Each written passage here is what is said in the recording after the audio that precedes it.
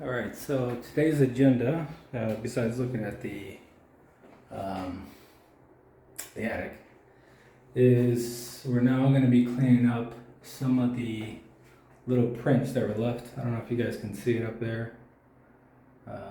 Probably not showing very well in the camera. Right over there by the shower head, but some fingerprints were left up on the ceiling after they installed this glass. And also, what really wasn't done very well, and these are always the hard parts of doing construction, is those small, fine details. When they put their silicone caulk in, unfortunately, it wasn't the best. It looks like he just quickly smeared it on and then dipped. So what I'm doing now is I'm just going to go back through and clean all that up.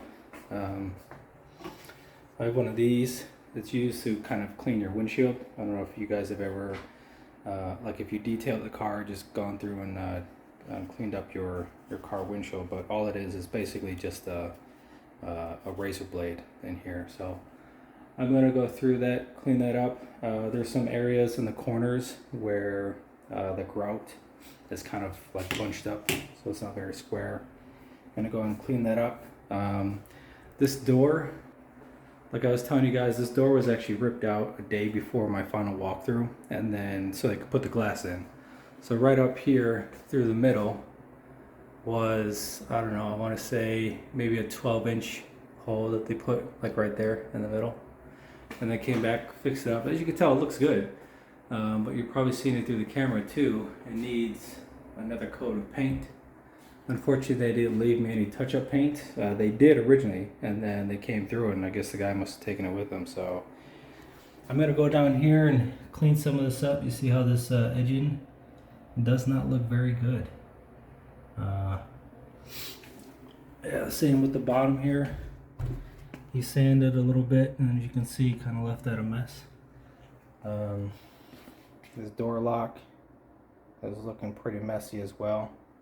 So all this stuff needs to be fixed up. Same with this over here. Yeah, a lot of this stuff just needs some TLC, man. It's kind of bogus that they actually left it like this. So that's on the agenda for right now. I got a bunch of these little things that I have to do today. So yeah, let's get started. All right, so I cleaned up the door jambs as best I could. Pulte does have to come out in another couple of weeks. They said they would actually touch base a couple of weeks to talk about any of the stuff that we missed during our last inspection. I definitely want to bring up these two baseboards, see if they can actually take those out and then reapply their caulking and then repaint it again. I did the best I could cleaning it up, but I think they just need to be replaced with brand new pieces. And then I'll also flip you guys around as well. So as you can see under there, see how there's a spacing in between that. So there's actually a trim piece that goes underneath there. And then as you can see, there's a pretty big gap over there. Plus, well, there's a gap in the corner, plus there's a gap in the actual trim piece as well. Going through this, I don't know if you guys can notice this, but this right here, level. This right here, not so much. This drawer is not level at all. And then this one, when you pull it out, it actually sticks. It actually sticks like right about here. So if you pull it out a little bit more, it doesn't actually pull out. And one thing that was a little bit concerning, let's see if I can show you, was screws. The screws are actually falling out of this little bracket here. I think you might be able to see it on the bottom one. Yeah, as you can see, it actually fell out of that. So because it's falling out, I'm assuming it's not level, which is one of the reasons why it's probably not closing. What else? Throughout the floor, turn on some lights here. Throughout the floor, one of the things that we've started seeing is little paint splatters. I mean, they're pretty much everywhere. I've gone through and cleaned a lot of them up, including some like glue spots. I think they were glue or maybe even like caulking or something, but somehow they actually got painted as well. So yeah, that has to be cleaned up. This right here, you guys can probably notice it on the video, but this actually has a stain. So when the workers were coming through to clean this all up, to put the door back in, the door jamb back in, they were actually walking around without their shoes on. So they left some stains behind. That has to be cleaned up. Actually missed this. I have to come back and clean that up. But yeah, that's pretty much what I've been doing all day, was going through and fixing up a lot of the little issues on another spot. But actually, let me flip it around again one more time. So as you can see, what we've been doing is just putting the painter's tape, which is what they suggested. And then, I don't know if you guys can see it on camera, but up there, along the edges, it actually has to be painted again. See that?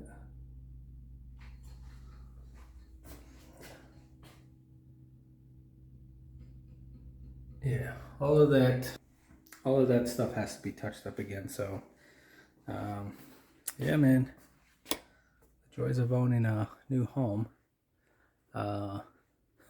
You find all these little things after you move in, so hopefully there are simple fixes for them. Because it's definitely those small details when you're putting a project together that definitely sets everything off right. You know, my parents bought a home a few years ago, like way back in I want to say 2005, 2006. It definitely was not one of those homes that was the best quality, but it seems like the end product was a little bit better than what Pulte did here. You could definitely tell they're in a rush mode. A lot of the things that they finished, not the best. Especially some of the areas of this textured wall. So they actually call this knockdown. And in some areas you can tell that they just they put on their texture and then they just quickly came through, and you actually see a solid line where, you know, texture or knockdown is supposed to be just completely random pattern, but you can see where they've quickly gone through, like right up there. See how this is knockdown, and then they do the edging, and then you could tell they just quickly went through it. I don't know if they'll be able to touch, especially because we got a lot of our stuff in here already. So it might be one of those things that we just have to live with. But we'll bring that up and we'll see what they say. But again, you know, if they do come in and fix it, they also have to paint it again. So, you know, that's probably an entire day of them having to come in and fix a lot of that stuff. All right, so I'm up in the attic, and we're just taking a look around right now at the moment to see how we're going to possibly do the radiant barrier install. It is in the middle of summer. It's still relatively early in the morning, but it is getting hot up here, so I'm not going to be up here for very long. But just taking a look around now. I didn't get a chance to take a look at the roof during the final walkthrough. I should say the attic. But the way it looks now, I mean, there's a lot of maneuvering that I'm going to have to do once it comes time to actually install the radiant barrier. I'll kind of flip you guys around and maybe you can see as well. Alright, so this is what my attic looks like, and again, this is for a Pulte home, the Cosenza model. I think that's how you say it. As you can see, they run all their duct lines through their duct lines through the attic. The issue with that is that when the cold air is blowing from one side of the house to the other, it's got to go through this very hot environment. So by the time it gets to the other side of the house, it's already warmed up. So your AC is going to run a little bit longer, which obviously makes the AC lifespan a little bit less than you would like. So the plan is to actually install a radiant barrier. So up on the ceiling here, what we're going to do is install what looks like aluminum foil, and then you install it along the rafters here, all the, basically at the very top of the roof here. I could have optioned that from Pulte, but at the time it was like a $2,300 or $2,500 option. I figured I'd just do it myself since the materials aren't that expensive. But as you can see, there's going to be some super tight areas that I'm going to have to try and get through on the sides there. It's definitely not like a bigger home where you have a lot more space to kind of walk through, which is pretty unfortunate. And the insulation, as you can see, it's not very thick. I want to estimate is probably around, let's see, maybe 8 or 9 inches. And then over here, as you can see, is the garage. As you can see, there's no insulation above the garage, and that's the little cutout of the garage over there. As you can see, there's no insulation, so they definitely make sure you don't get more than what you're entitled to, which is kind of a bummer. So maybe I'll have to think about adding some insulation here, especially since my garage does actually have a mini split. I obviously don't want to be spending too much money, but luckily those mini splits are super efficient, so it doesn't actually cost that much to run those things. There's all my duct lines. Figuring out where the heck to walk is going to be the hard part. Yeah, I could see that there's boards there. They're probably going to run along here, but figuring out where to walk. Probably going to have to get some plywood up here just so I can create little areas to kind of sit down, I guess. Or maybe even just put the the plywood actually over, maybe some MDF, just put it over the actual insulation itself. The thing about insulation is, this type of insulation, it works because of the fact that it's loose laid in, so that additional little air pockets in between the fibers actually help to create that additional efficiency without actually costing a lot of money. I have no idea what this is here. This is probably the walkway. Why the walkways don't have insulation, I'm not sure.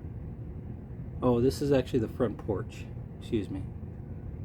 So this must be the front door right here, and then that must be the porch area. So that would explain why that doesn't have any type of insulation in there. Yeah, man, super interesting. It's gonna definitely be a lot of work to put this in. But hey, once it's all said and done, I'll be glad that I saved $2,500 or something like that. But it is definitely going to be tough.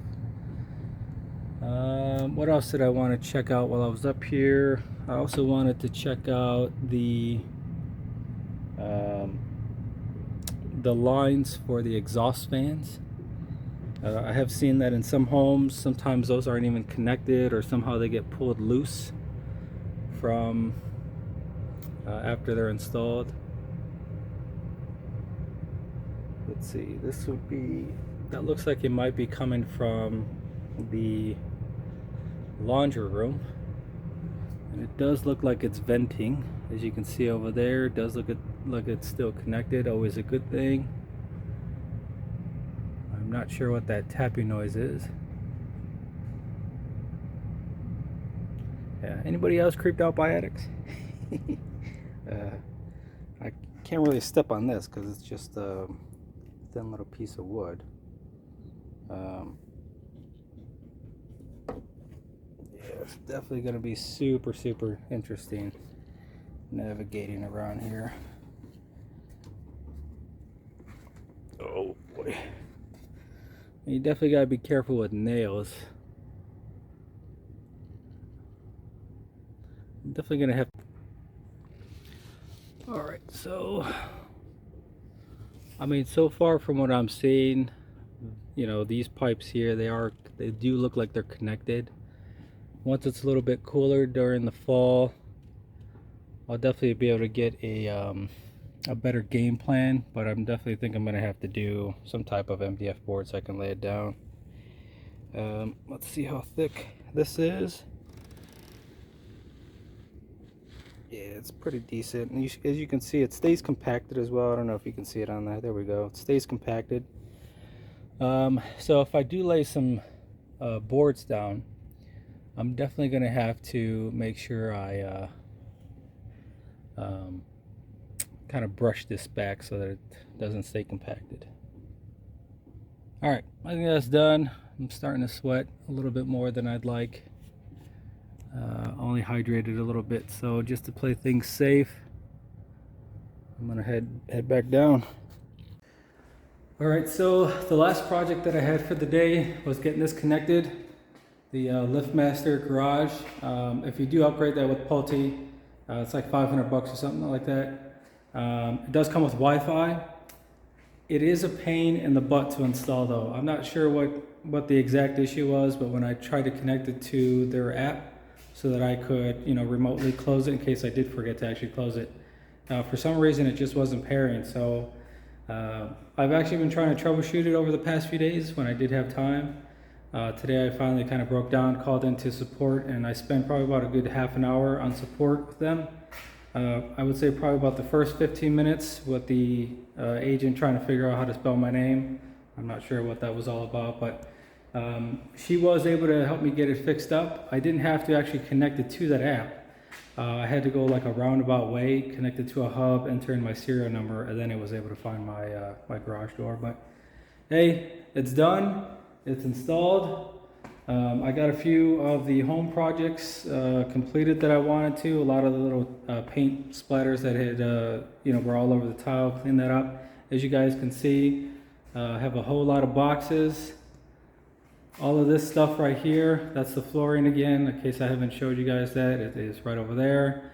All of this stuff, except for the trash, as you can see, is going to be going into my garage lockers once they do get here. I bought them from New Age, but I think it's probably going to be until like probably August by the time I get them. So pretty excited to get all that stuff out of the way. I'm excited to get my floor put in. I did order my squat rack. It's going to be here at the end of the month. What else? Oh, I got a Robo Rocks. That thing is pretty sweet, man. I picked up a what was it, an iRobot, like the second generation when they came out many years ago. And that thing was just like a drunken robot. It would just go around bouncing off of things. But this Roborock has a LiDAR, maps your room, and then it does nice little passes up and down. Pretty sweet. You can also set it up so that, if there are certain sections of your house that you don't want it to go in, you can block those off, which has already become useful. Our walk-in shower, I actually put a little no-go zone around that so that it doesn't actually go into the shower. Our dog's food bowl, it would kind of bump into our dog's food bowl, and by the time we knew it, the food bowl would be, a few feet from where it was supposed to be. The next thing I'm going to do is set it up so that we have like shoes in the house that we wear in the like house slippers. I'm going to set up a no-go zone so that we put them in the same spot every time, and then we'll set up a schedule. This way, Roborock doesn't actually hit it and drag the shoes all over the house. But my battery is about to die. I hope you guys. I hope this is helping somebody out that's buying a Pulte home in Arizona. Pulte, they give you a lot of cool options. My home ownership hasn't been perfect so far, but again, it's just those little minor details. They're all fixable, of course, all cosmetic, as long as the bones of the house is fine. That's really what's important. I don't want any electrical issues, no plumbing issues. I don't want any issues with termites. If you guys have done any research, the desert is just littered with termites, unfortunately. I will let you guys go. I hope you guys enjoy your 4th of July weekend. I hope you guys stay safe, enjoy some fireworks. Take care. See you. Thanks for watching my videos.